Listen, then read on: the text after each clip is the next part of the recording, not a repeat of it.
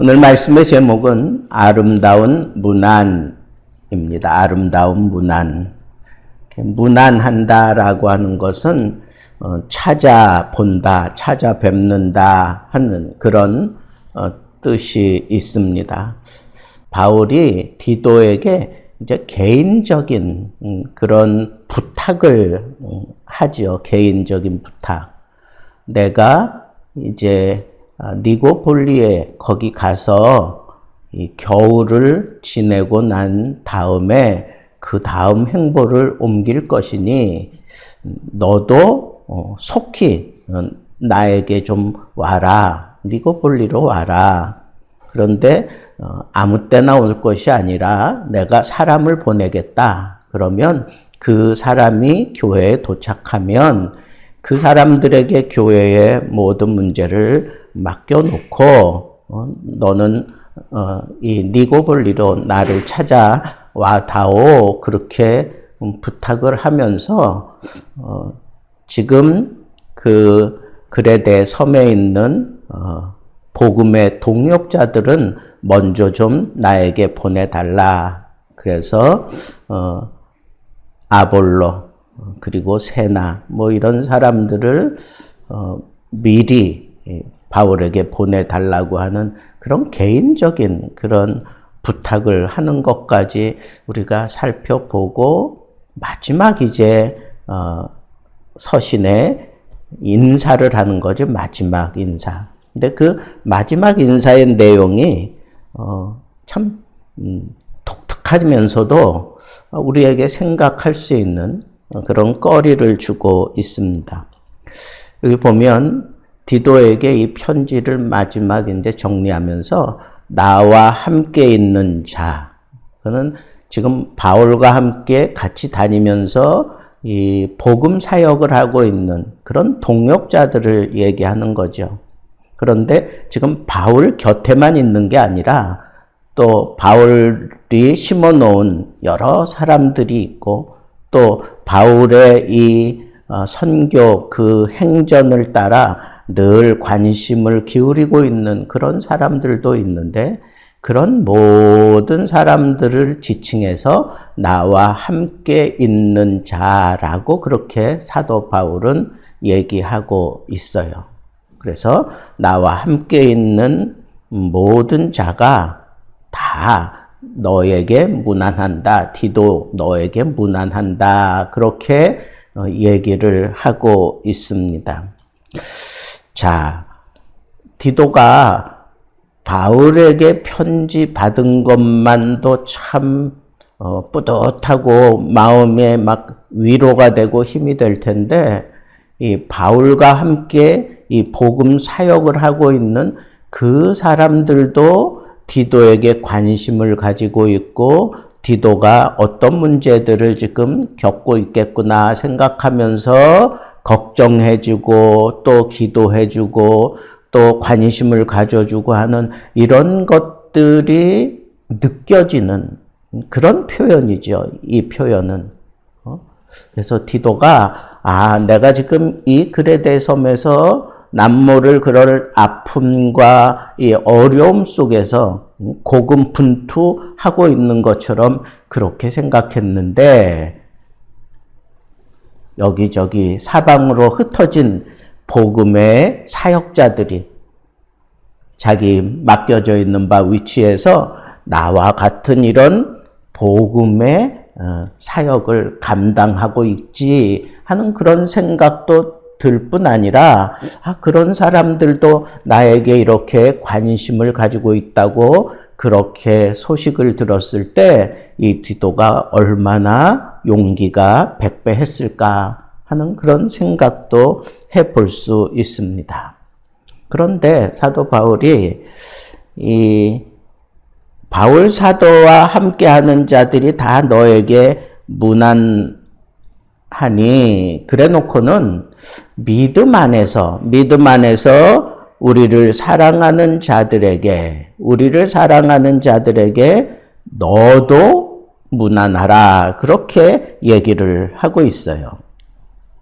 그러니까 사도 바울이 이 디도하고만 문안 인사를 나누고 끝나는 게 아니라 이 디도와 함께 교회를 지켜가고 있는 모든 성도들에게도 사도 바울이 이렇게 관심을 가지고 있고 또 그 그레데 교회가 또 이 바울과 또 함께하는 그 동역자들에게 그 교회가 이렇게 또 문안해 올 것을 이렇게 기대하는 그런 모습으로 편지를 써 내려간 것을 보면 이렇게 그 당시에는 이런 문안하는 그런 소식을 들을 수 있고 그런 편지를 받을 수 있으면 참 그때는 참 오늘날하고는 이게 비교할 수 없는 정말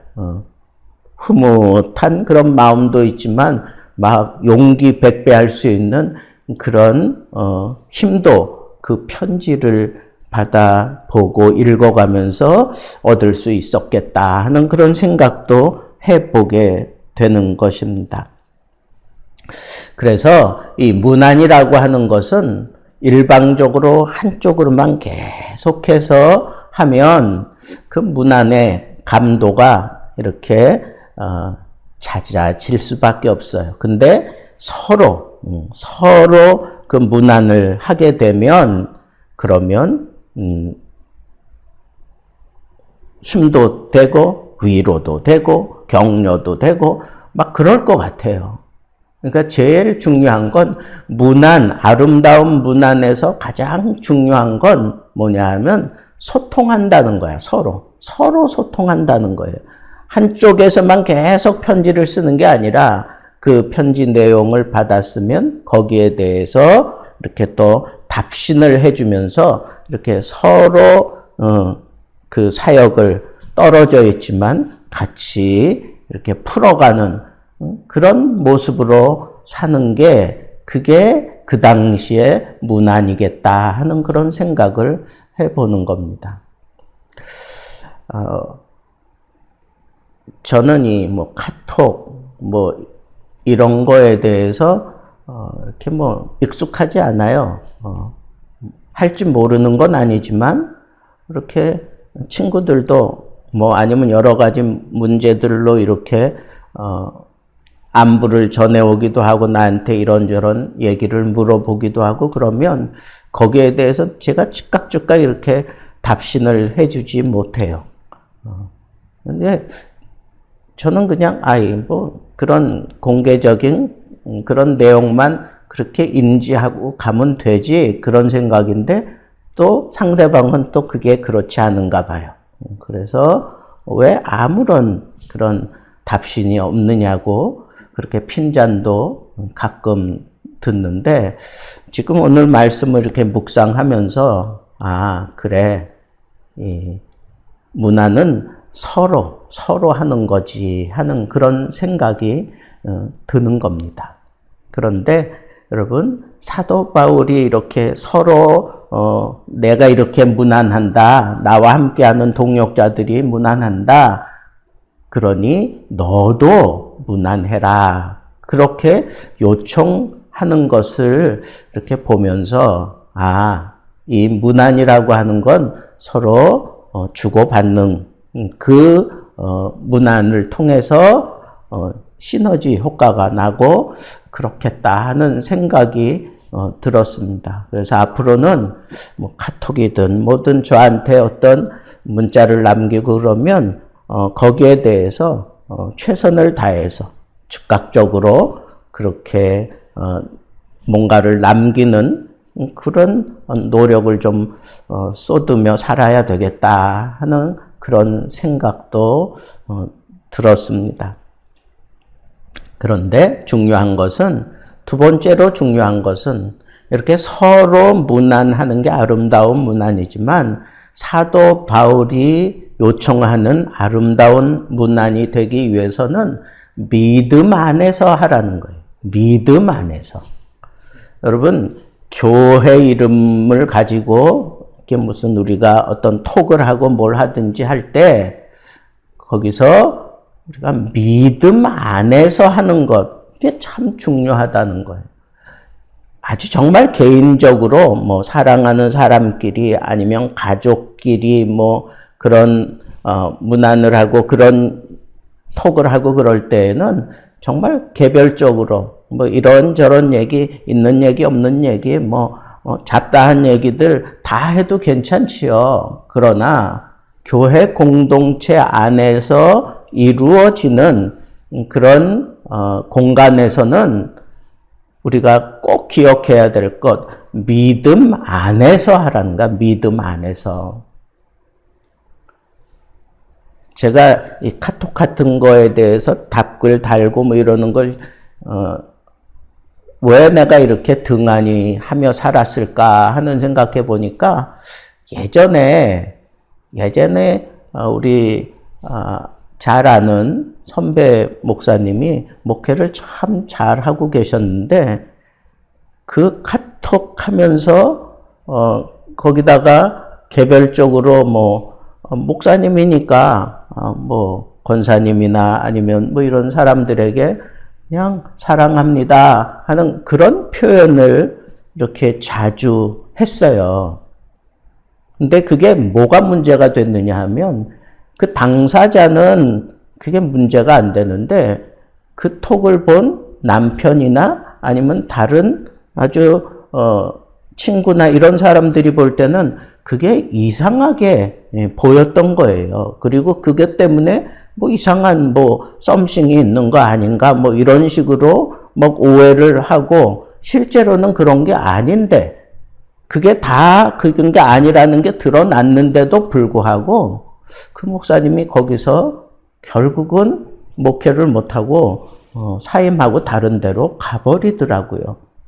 그래서 저는 그때부터 아예 나는 개인적인 이런 톡 같은 거는 하지 말아야지 교회 뭐 교인들하고는 이런 걸 하지 말아야지 하는 그런 생각이 이렇게 지배적으로 자리했던 것 같아요. 그래서 사도 바울이 그런 말씀을 여기다가 단서를 잡아놓은 게 교회 공동체 안에서 서로 이렇게 문안하고 그럴 때에는 꼭 요거 하나 기억해야 되겠다. 믿음 안에서 해야 된다. 믿음 안에서. 믿음 안에서라고 하는 것은 믿음에 위배되지 않는 한도 내에서 혹은 믿음에 어떤 용기를 북돋아 주고 그리고 어떤 격려가 되고 뭐 이런 쪽으로는 그 믿음 안에서 그게 가능하지만 뭐 누구를 비방한다거나 아니면 뭐 다른 사람을 비방하는 그런 글을 뭐 올리고 막 그런다거나 그러면 그 믿음에 위배되는 행위고 믿음이 부끄러워지면 그러면 그건 문안이 아니라 그거는 오히려 공동체를 파괴하는 그런 결과를 가져오기 때문에 정말 조심해야 된다고 하는 겁니다. 그래서 우리가 어떤 교회 어떤 단체 톡을 만들어서 뭐 하고 그럴 때에는 꼭 기억하세요. 믿음 안에서. 이 사람은 내가 조금 더 친밀한 사람이니까 뭐 이 정도쯤은 얘기해도 되지. 뭐 이렇게 얘기하면 그러다 보면 그런 문제들이 얼마든지 일어날 수 있다라고 하는 이 사실을 생각하고 꼭 명심해야 돼요. 믿음 안에서 문안한다. 사도 바울이 그렇게 요청을 했어요. 믿음 안에서 이렇게 나와 함께하는 동역자들이 이런 관심을 가지고 있다. 그러니 너도 문안해라. 근데 어떻게? 믿음 안에서 그리스도인들은 문안해라. 이렇게 지금 사도 바울이 요청을 하고 있는 겁니다. 자, 마지막 세 번째는 우리가 이렇게 서로 문안하고 믿음 안에서 문안하되 이 문안의 목적을 분명히 하라는 거예요. 문안의 목적을. 이건 어떤 소식을 알리기 위해서 하는 거다. 아니면 이 문안을 통해서 우리는 어떤 기대를 가져야 되느냐? 세 가지 기대를 가져야 됩니다. 첫째는 격려한다. 내가 그러니까 어떤 내용을 가지고 문안을 할 때 내가 또 누구를 찾아갈 때 정말 그 문안이 아름다운 문안이 되는 것은 격려해 줄 때예요. 그 사람을 격려해 주는 거예요. 힘들고 어려워하는 사람 격려하기 위해서 문안하고 또 조금 잘못된 그런 생각을 하면서 허덕이고 있는 그런 사람들을 우리가 찾아가서 격려해 줘야 돼요. 격려. 그게 믿음 안에서 하는 그런 문안이라는 거예요. 두 번째는 위로한다는 거예요. 위로. 우리가 문안을 할 때가 언젠가 정말 저 사람이 위로가 필요할 때 문안을 하는 거예요. 저는 큰 교회에서 부목사 생활을 하면서 뭐 10년 이상 아주 그냥 교인들 가정을 뭐 1년에 2차례씩 계속해서 대신방 스케줄에 맞추어서 그 집을 이제 방문하잖아요. 가서 신방 예배 드리고 문안하고 뭐 이제 이런 건데 정말 그 예배를 기다리는 사람들이 막 느껴질 때가 있어요. 그때가 언제냐 하면 이 사람들이 힘든 일을 당하고 있을 때 아니면 정말 절망하고 있을 때 아니면 정말 세상 사람들이 어떻게 위로할 수 없는 그런 상황에 빠져 있을 때 그때 우리가 그리스도의 이름으로 가서 신방하면서 그 사람들을 막 위로하고 찬양도 위로하고 기도로 위로하고 말씀으로 위로하고 그럴 때 그 사람이 정말 막 절망했던 사람이 막 살아나고 막 이러는 걸 저는 많이 경험했어요.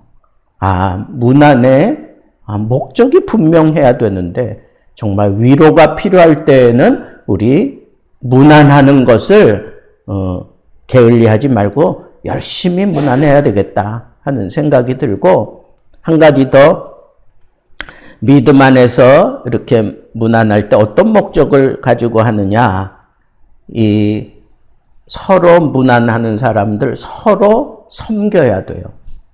목사가 가서 말씀을 전하고 그 신방하고 그럴 때 그 신방대원들을 맡는 사람들을 섬겨야 돼요.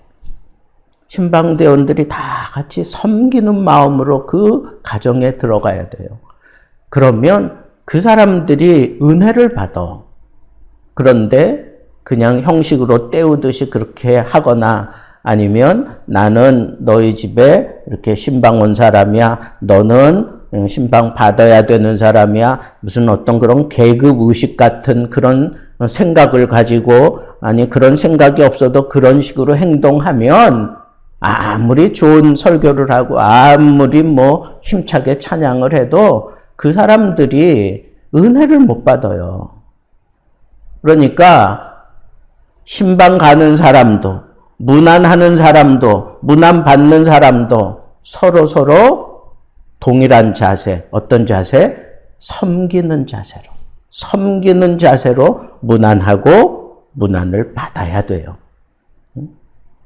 이런 논리가 분명하면 정말 아름다운 문안이 이루어지고 그렇게 문안하는 가정이 위로와 용기와 힘을 얻고 또 그렇게 문안하는 그런 사람들도 막 그냥 힘이 나요. 힘이 나고 하나님의 은혜가 막 쏟아지는 게 보이고 막 그러면 아무리 힘들게 막 문안하며 다녀도 정말 새 힘이 솟아요. 새 힘이 솟아.